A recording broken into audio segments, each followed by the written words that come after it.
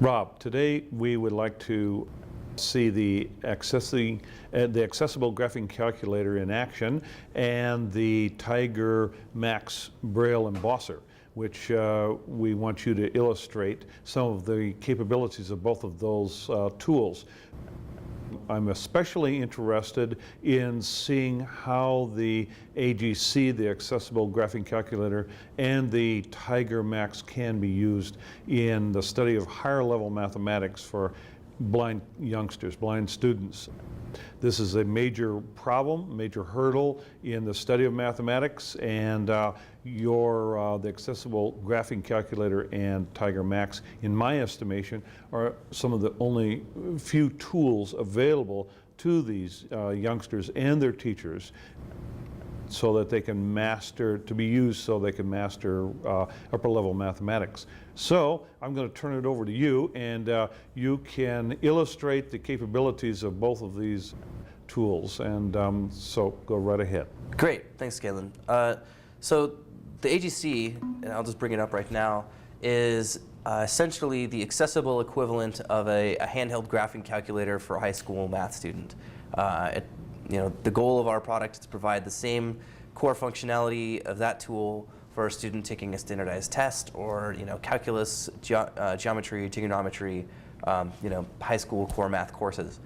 So I'll just do a quick walkthrough of that product so you can get an idea of its functionality.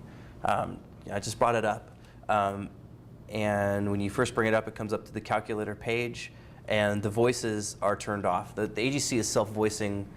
Some screen readers have problems reading programs that aren't really common.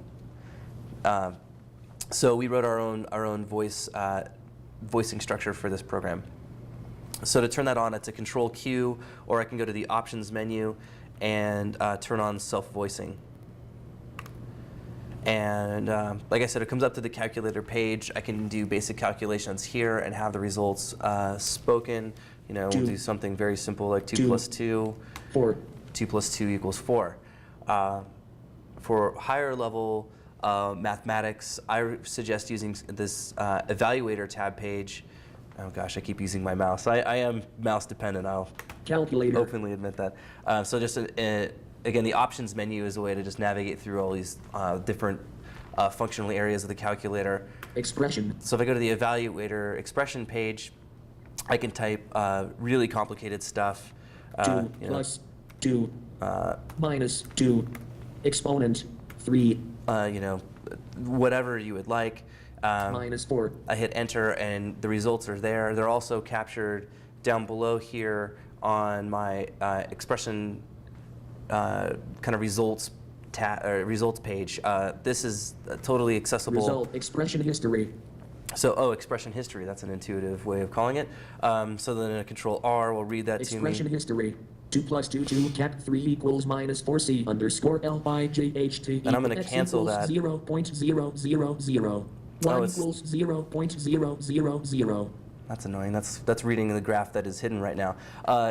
Below that, and I canceled this out, you'll see a series of constants. You can actually define constants in the expression evaluator for arbitrary things that you would want. Expression. If I want to set a equal to 0.5.